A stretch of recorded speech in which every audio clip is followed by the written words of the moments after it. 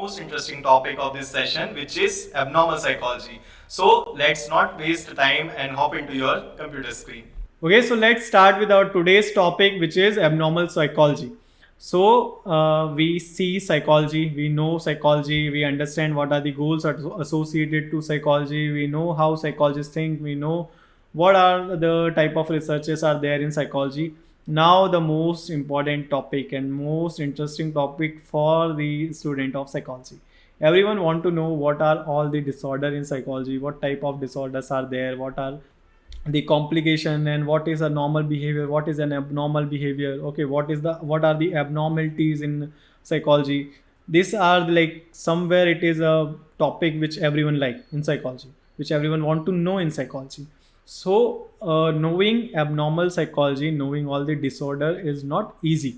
In this video we'll see what is abnormal behavior, what is abnormal psychology, what are the abnormalities and maladaptive behaviors are there, what is disorder, what are disorders, and where to study the disorder. You cannot study all the disorder in this video. We cannot ever study all the disorder in any video.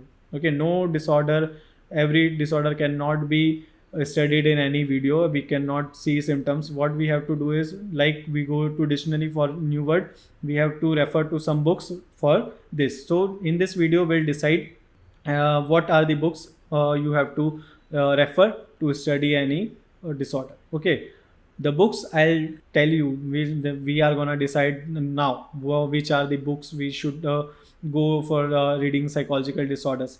Whatever the books I'll say is the god book for the studying abnormal psychology. Okay, it is going to be a god book. Okay, because it is a god book, you can say that anything in abnormal psychology is there in that book, and if anything happen in the abnormal psychology will be there in that book. So we'll see what is abnormal behavior. It is inability to function normally. Okay, what is abnormal behavior? Anything which is not normal is abnormal. What is normal? Normal is something which is statistically correct, which is have social conformity in it, which does not discomfort anyone, is a normal behavior. So what is a abnormal behavior? Which is inability, when a person cannot function normally. A person should sleep at night. Okay, and wake up. There is 8 hours of sleep, which is normal, 6 to 8 hours. Okay, so anything below that, if person is just sleeping for 2 hours, 3 hours, if a person is sleeping for 16 hours, 17 hours, now that is now abnormal. Okay, why? Because it is not normal. Okay, another thing, I can walk 4 miles, I can walk let's say I can walk 2-3 kilometers, I can daily. Okay, I can walk 2-3 kilometers daily. But what if my body get sick? I cannot walk, so I cannot perform that function normally which I can perform. So similarly, the mental processes which a person can perform normally, can calculate 2 plus 2, but someone is not able to calculate it, though her age is same to that person. That is where we say that the person is abnormal. Okay, the person is not functioning normally, because what all the statistically correct. Okay, the person should be statistically correct. If we do a test on a class of 2, and we say what are the tables, so they are like 2 ka table, 3 table, 4 tables, they know all the tables. So we calculate the result. What are the tables people know? Like 5, everyone in the 50% of the population know table till 5. 60% population know 50 to 60. 10% of population know table till 10. Some know table till 2, 4 or something. Okay. Now we see that a person who know nothing, okay, who have no table, who have not recite any table, who don't know any table, and a person who know table till 25, both the things are abnormal, because they do not fit in the mean position. They are not around the mean position. They are on the extreme end of the statistically diagram. Okay, though statistically the normal distribution curve, they are on the extreme end. So anything on the extreme end is abnormal behavior. You are in a function where you have to calmly meet everyone and eat and go to your home. What you are doing is, you are going to that function and you are abusing everyone you see. You are clashing with everyone you see. Is that behavior normal? Is everyone doing this? No. What everyone is doing is everyone is eating and like talking to friends and like meeting people and behaving very normally, behaving very fruitfully. Okay, so in that time, the person who is not following that statistically code, the social conformity is not following. Okay, in that society, a person should speak in this way. A person should show this type of aggression. This type of impulsivity should be there. Everything is decided by the society already. So if you are not doing something which is under social conformity, it will also consider abnormal behavior. Maladaptive behavior and everything illogical and irregular behavior is there, but we can say now let's understand what is abnormal behavior. So if you are not functionally normal, if you are not statistically abnormal, if you are not statistically normal, if you are on the not in the around the distribution curve, in distribution curve, if the scores or if the behavior is on the extreme end, it is abnormal. If it is not confirmed by the society, if the society is not confirming that behavior and not accept that behavior, then that behavior is also abnormal. And if there is a subjective discomfort, if the person is feeling discomfort with that behavior, if some thought is troubling you, if washing your hand is troubling you, so now this is also abnormal behavior. Well, whereas you have a subjective discomfort, you feel do not feel good about that behavior. Okay, if you do not feel good about that behavior, then possibly it is an abnormal behavior. Okay, if you are not feeling, if you are discomforted, if you are not great at doing that thing, though it is also an abnormal behavior which is hindering your efforts. So this is all about abnormal behavior. Now what is abnormalities? Abnormalities, what are the disorders? These are abnormal behavior is there. Abnormal behavior does not always lead to disorder or abnormalities. What lead to abnormalities? Maladaptive behavior. Okay, a behavior which is not functionally good, which is not working as it should work. This is a maladaptive behavior.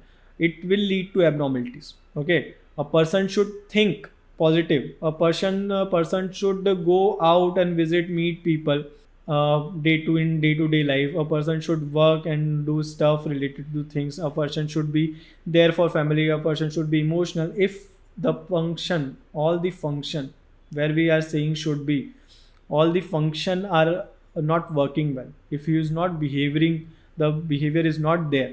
Okay, or if the behavior is there, it is a faulty behavior and it is not a normal behavior, then a maladaptive behavior is there. So we can say that there is chances of developing an abnormalities in that person. Now again we can say the loss of ability to control thought. We cannot control thoughts. Sir, I cannot control thought that I want to suicide, I want to hit someone, I want to go run, I want to sublimize myself. Okay, I want to do this stuff to me, I want to do this stuff to the person, I feel this thing about me, I am underconfident, everything. When you do not have control over your thoughts, emotions, feelings, behavior adequately, thoughts are okay, thoughts are like they just come and go, we cannot control. What we can control is we cannot control the emotion the thought is trying to develop in us.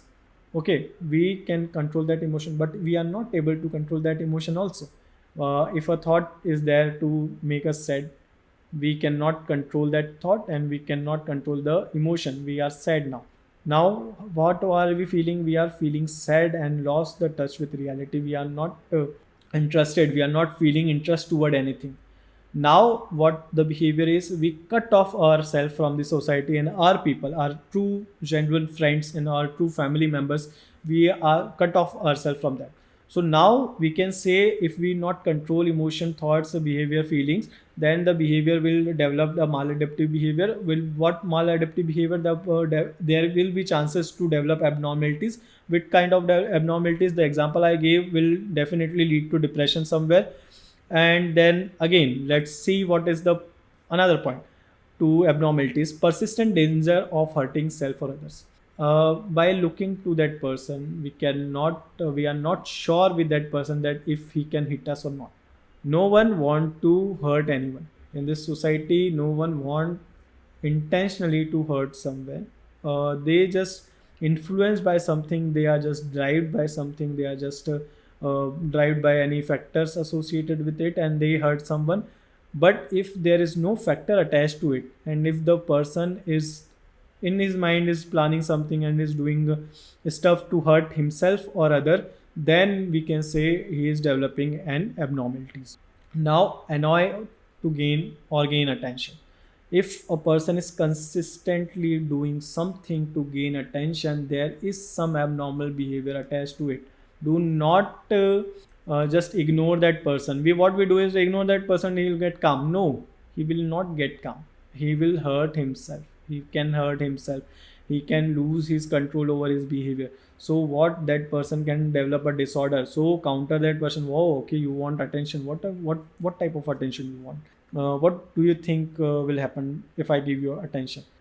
Provide that person attention and understand the problem associated why he want attention. Clarify that thought and that person will be cured.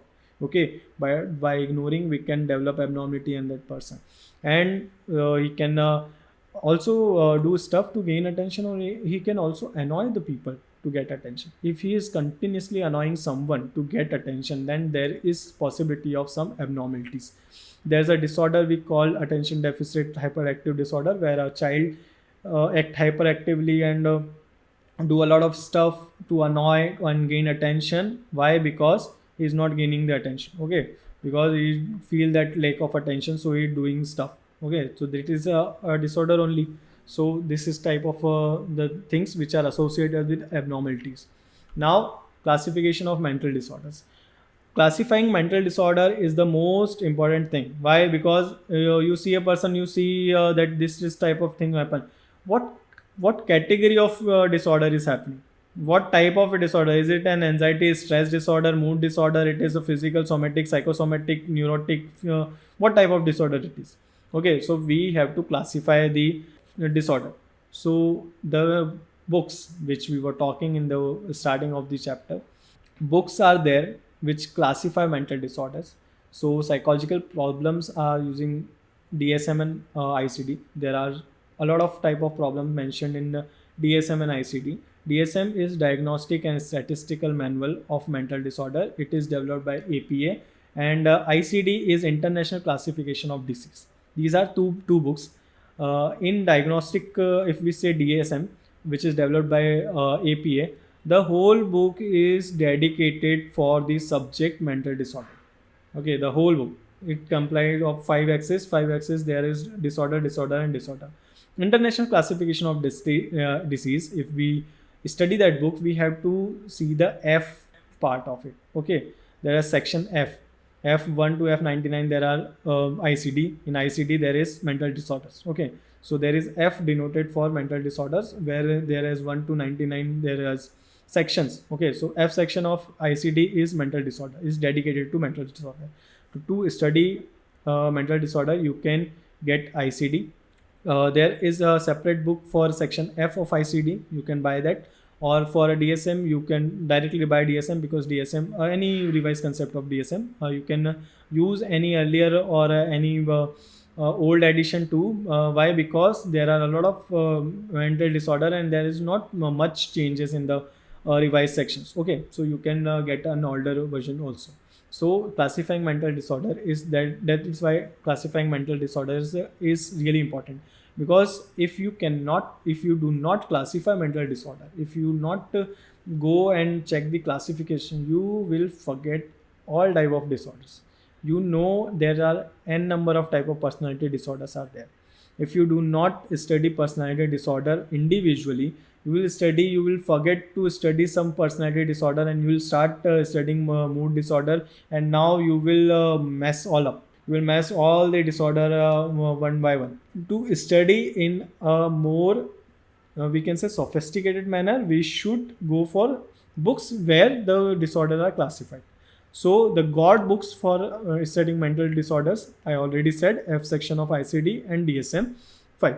So DSM 5, everyone ICD, we follow ICD, we follow DSM also, we follow both the things, but DSM is most studied. Okay, a lot of students don't want to work only in India. A lot of are there who want to go abroad or who want to make their career outside the country. So DSM is really important. Okay, so DSM is really important because it is the only book which is dedicated to the mental disorders only. ICD have a lot of type of disorder, different type of disorders are there in ICD, but DSM is the only book which is dedicated toward the classification and description of mental disorders. So you can find etiology, symptoms, what is description, everything of a disorder in DSM-5. You have to study it axis wise. Okay, so axis are the classification which are in DSM-5. So first is axis 1.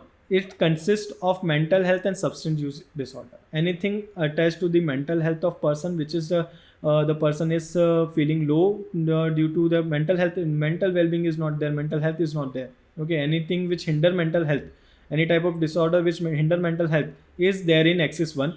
And other disorder which are substance use disorder, substance abuse हम बोल सकते हैं, we can say substance abuse, where alcoholic addiction, substance polysubstance abuse is there. Okay, so where the person use a substance and it develop some type of disorder in that person, or any type of behavior we see after any type of intoxication of any substance is there in substance abuse disorder. Now the axis 2 was reversed for personality disorder and mental retardation. Okay, it is reserved for personality disorder and mental retardation. Any type of mental retardation is there, intellectual or cognitive, will be there in axis 2. Any type of personality disorder, all cluster of personality disorder, cluster A, cluster B, all type of cluster, all the cluster of personality disorder will be in axis 2. So to study, if you want to study personality disorder, if you want to study mental retardation, you have to study the axis 2 of DSM-5. Now DSM-5's axis 3 was used for coding general medical conditions. Any medical condition or any type of we can say there are some psychosomatic disorders are there. So all the type of psychosomatic is not there, but in DSM axis 3, but there are a lot of type of general medical condition where the medical condition due to some medical condition like delirium or something, it happened to a person after going to any operation or after doing any medical condition, after developing any medical condition. If the person develop any type of medical mental disorder, it will be in axis 3. Axis 4 was note psychosocial and environmental problems, housing, employment, any type of job insecurities, or social antisocial personality is in personality disorder, but antisocial act, any abnormalities which are related to antisocial acts are there in psychosocial disorder, where the mental health is affected by the society, by the environment, by the family. If all the things are there, then we say that all the disorder which are where attitude problem, we can say attitude problem, anger issues, behavioral issues are there in axis 4. Now axis 5 was an assessment of overall functioning as the GAF. GAF, what is GAF? Scale of dropped for DA. The GAF, well, you have to know what is the full form of GAF. Now there's a hidden assignment in this video where you have to answer me the reason. In the first we'll have a live session and you can directly communicate to me in the video, or you can communicate to me on the WhatsApp group, or any type of you will be provided my number, you will be provided my profile. So you have to message the Chitved, the our company who is producing this video for Yuva. So you have to, what you have to do is you have to say, you have to type, you have to answer what GAF means, and you have to send it to me. So axis 5 will discuss in our doubt clearing session. So that is all from the abnormal psychology. You have to understand that abnormal psychology is a vast subject. We cannot study abnormal psychology in just 1 day or 2 day. We have to go through it in our daily life. And if you have done reading, or if you are done studying abnormal psychology, there is still chances that a new disorder will be formed, and a new disorder will be join the abnormal psychology community. Okay, so be ready to study a lot if you want to be a psychologist, and be ready to brush yourself up, and be really studious. I won't say really studious, but curious to know. If you are curious to know all the disorder attached to the human behavior, definitely you will be a great psychologist. Okay, so that's up from my side for the abnormal psychology. We'll meet in the next video. That's all for today's session, guys.